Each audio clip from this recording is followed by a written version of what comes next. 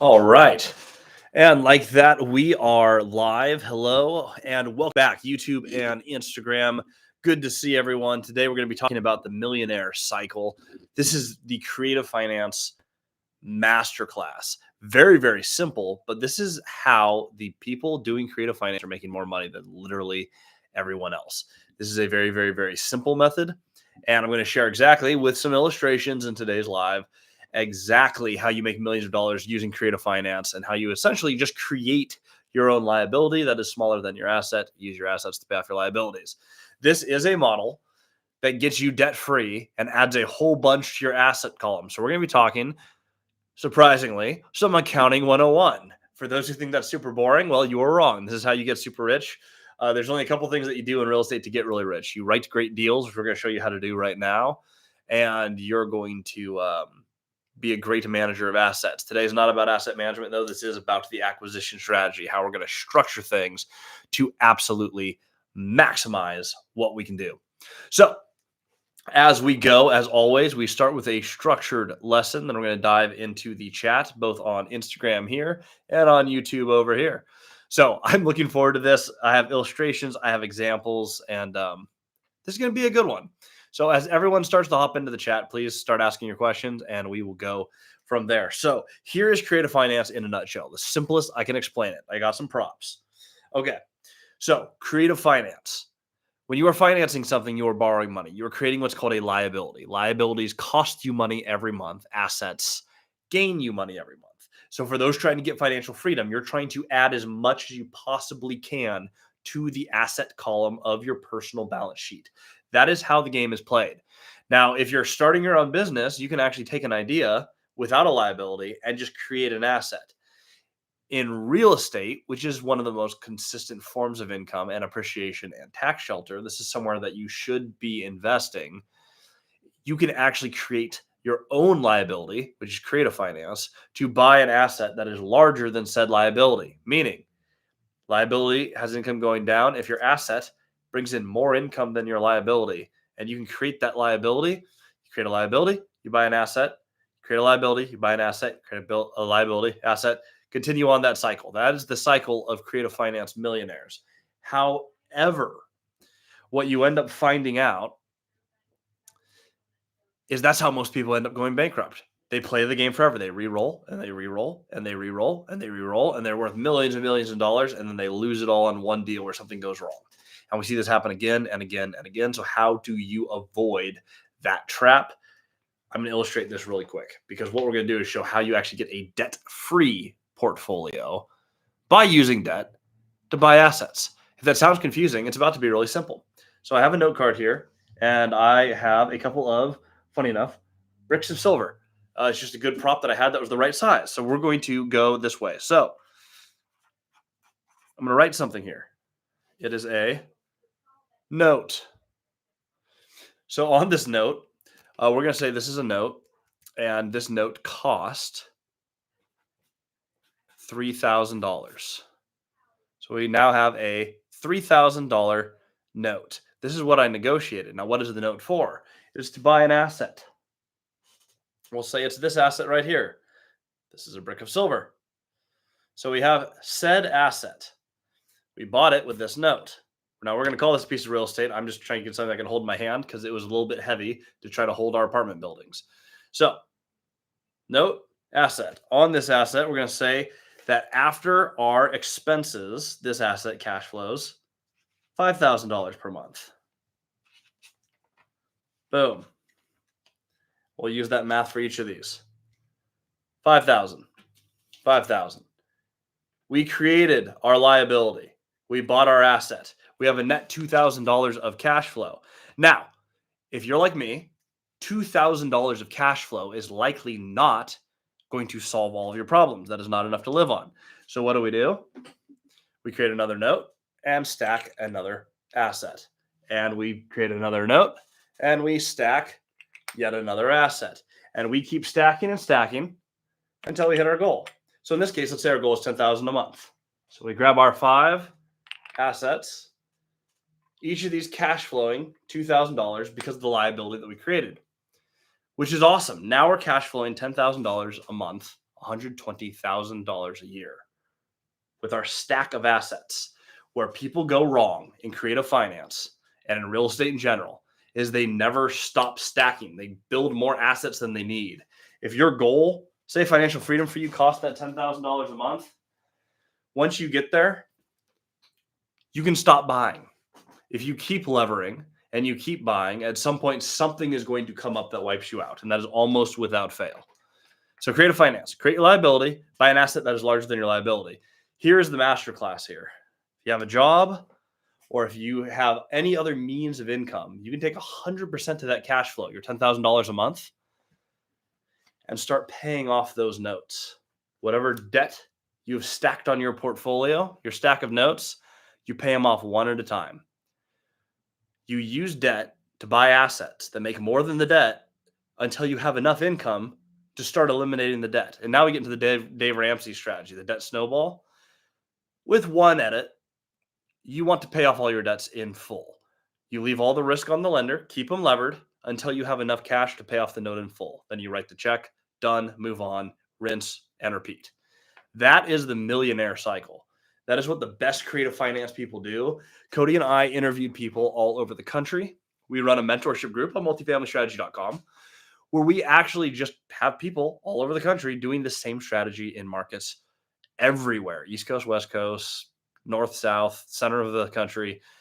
Any market this works in, you can go start creating your own liability, buying assets, stacking your asset column until it's large enough to eliminate your liability column completely. Cody and I are in the middle of this right now. We actually bought more assets than we needed. So I'm going to say we needed 3. If we needed 3 of the asset column, we bought 5.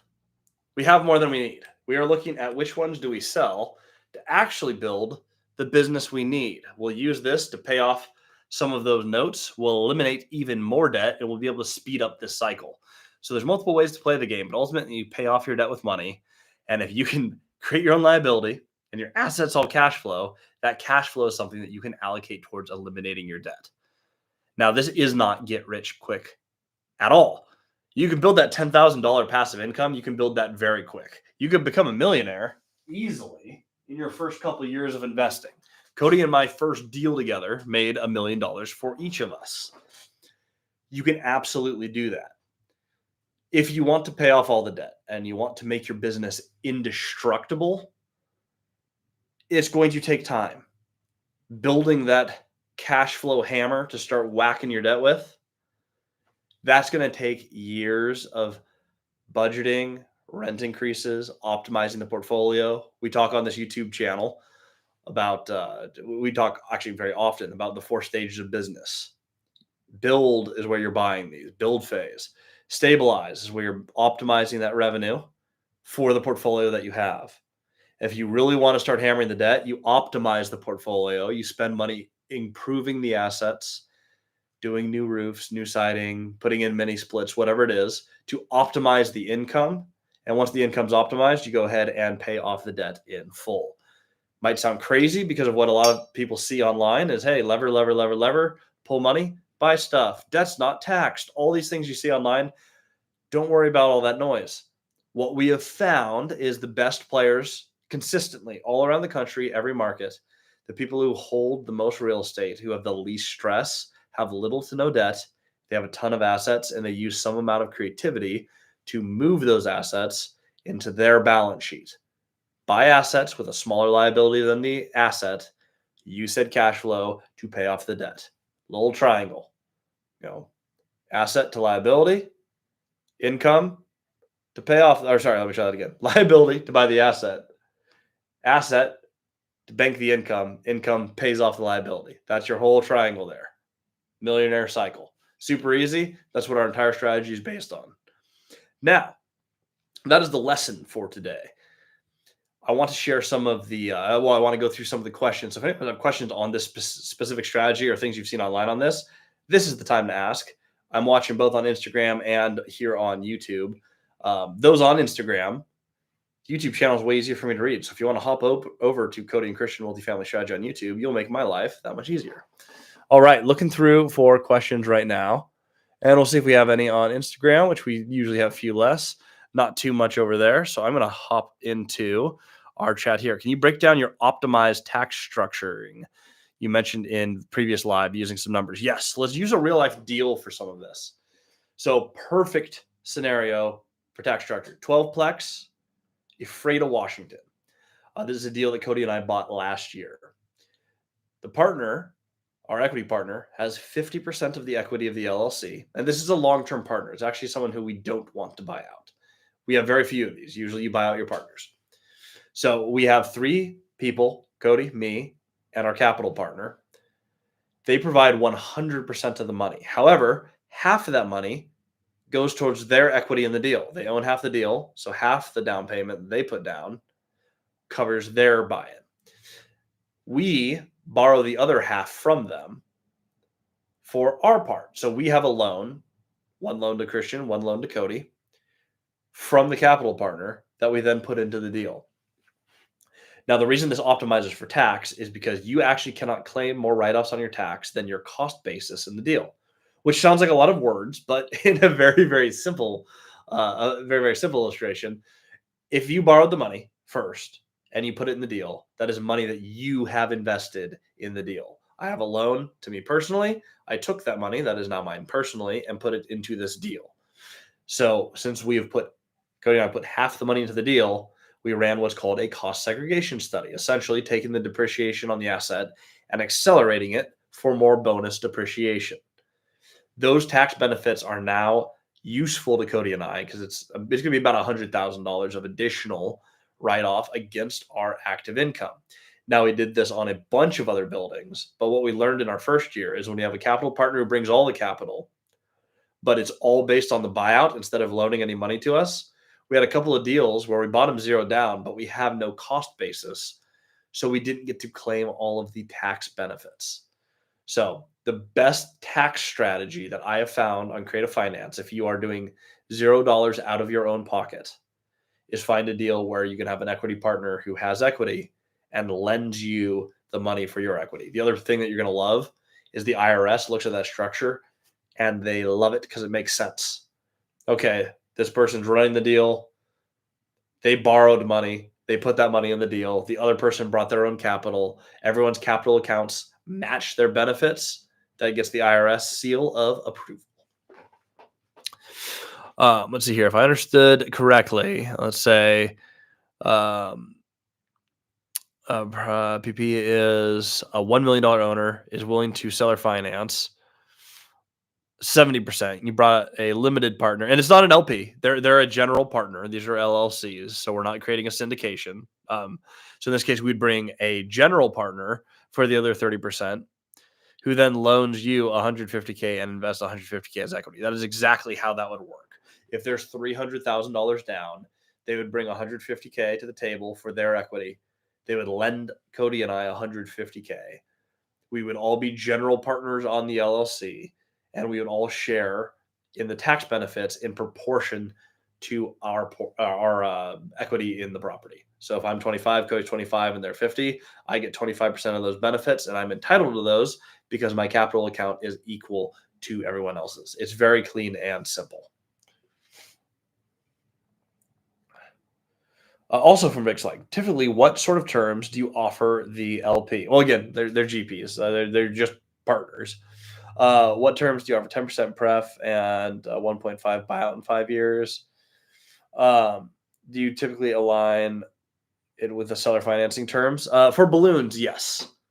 That is typically what we do. So we will actually align with the, let's say we're going to refinance in year 5.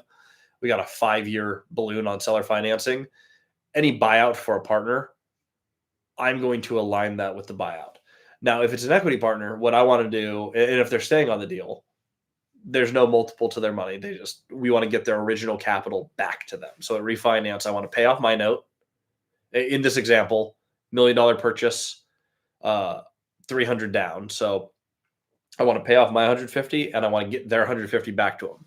That way, all the partners have $0 of their own left in the deal. It's a perfect burr. And we've pulled all the money out. With all the money out, we just have an asset. And all the capital is back in our account. We can go buy something new with it. So pretty simple strategy there.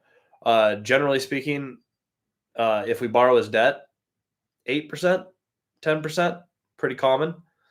If we have a buyout in the future, uh, if we're giving them 8% interest buyout, yeah, usually 1.5, maybe a double on their money if it's a really good deal. But completely depends on the opportunity and how you want to raise the debt and equity. That'll depend more on the deal than anything. All right. From Tyrell Cashflow King here on Instagram. Uh, do you usually pitch? How do you usually pitch your equity partner?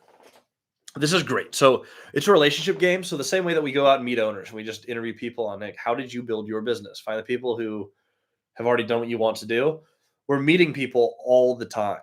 Our equity partners are either oftentimes other owners in our market, or our equity partners are going to be people that we've met along the way. We've met them at meetups. They've reached out via social media and we got coffee, but it's going to be people who I have a personal relationship with. When you map your own goals, you want to map the other person's goals as well. So we talk a lot on this channel and in our course about the circle drill, where you map out, okay, what are essentially it's just a little map of what are the pieces that map my story. What is my goal? How are we getting there? What's the significance? Let's find a relatable point. Pretty simple little drill that you can do. You want to map out that same drill for each and every equity partner. So since I know what their goal is, I know what happens when they reach their goal, I know the significance behind it, I can call them and say, hey, last time we talked, you mentioned you were trying to do X and Y. I found the deal that I think gets you here, and this is why. And I can show them the opportunity and explain to them in terms of their deal. Let's say they're trying to get to $10,000 a month. This deal is going to cash flow $3,000 a month to you. There's a little bit of value add. So you are also going to get a little bit of, a bump to your equity. You'll have more equity in real estate. But really what this does is this will knock out about a third of your entire goal if we do this deal together. Here's what the actual opportunity looks like. And I'll show them pictures of the building. I'll talk about what the project's going to be.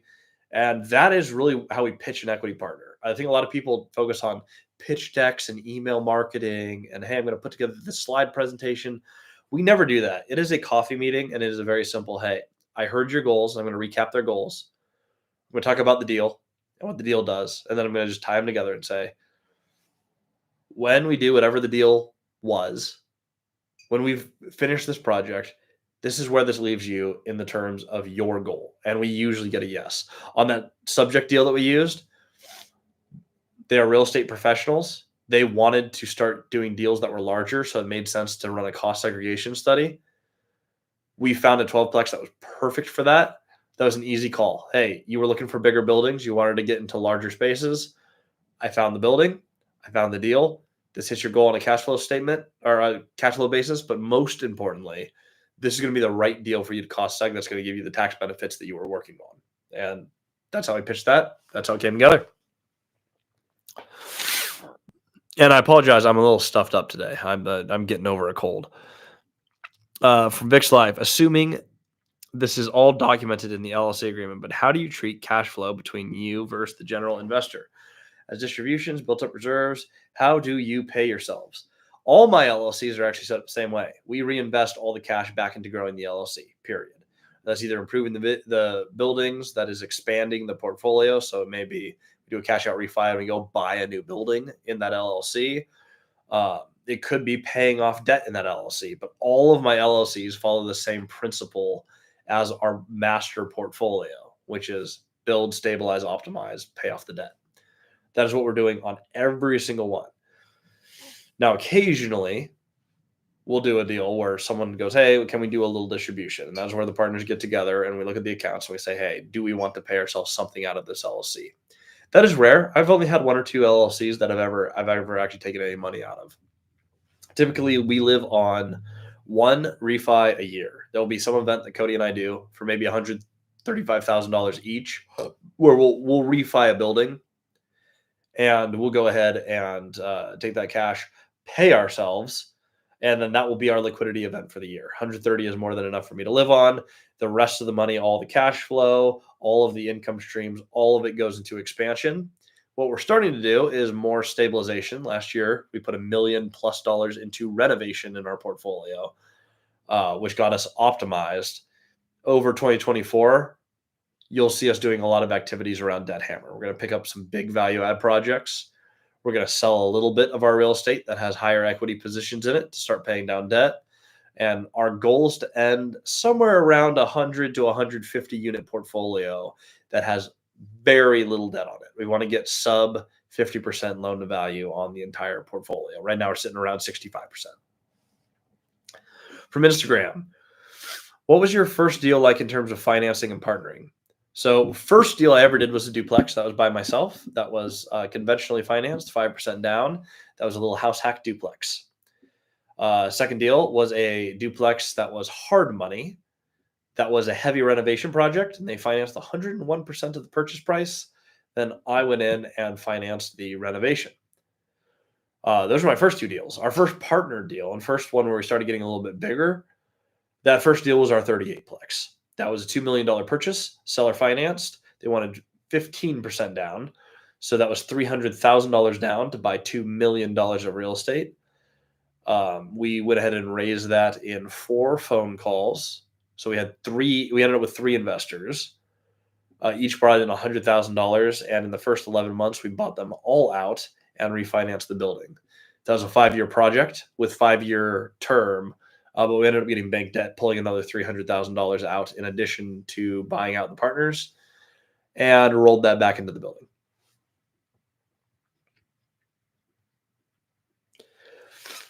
And it looks to me, outside of a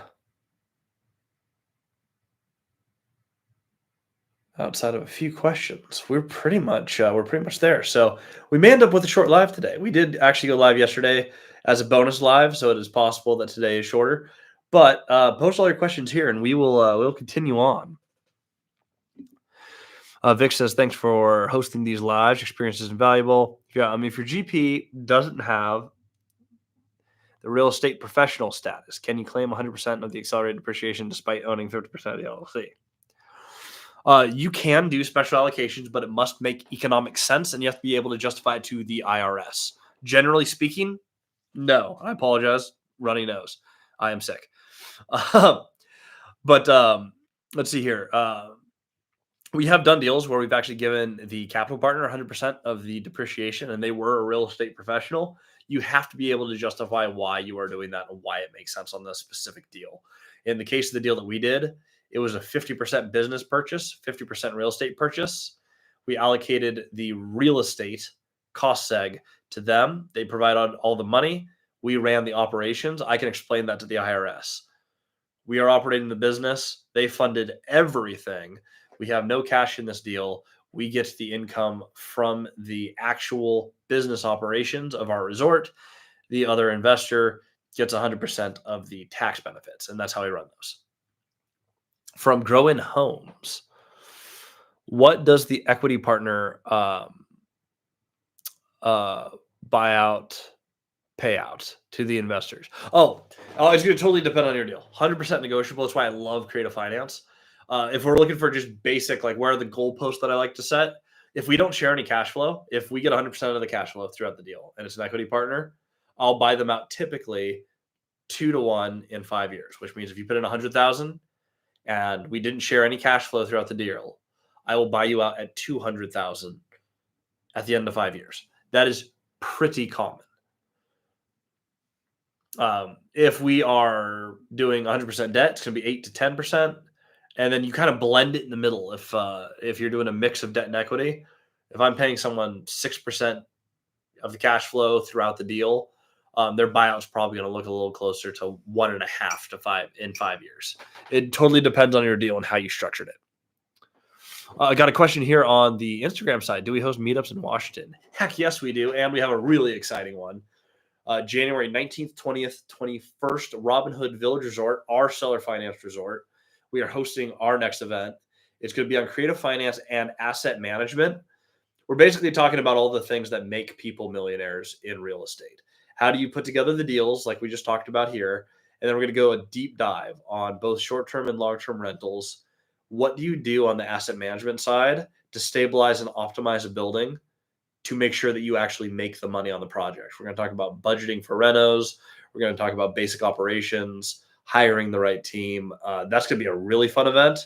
And my catering for that is ridiculous. So if you have not booked a ticket yet, go to robinhoodvillageresort.com, go to the current events page, and that is the current event on that page. It should bring you right there. I think we still have 5 or 6 cabins left. So that is a fantastic event. People should absolutely attend.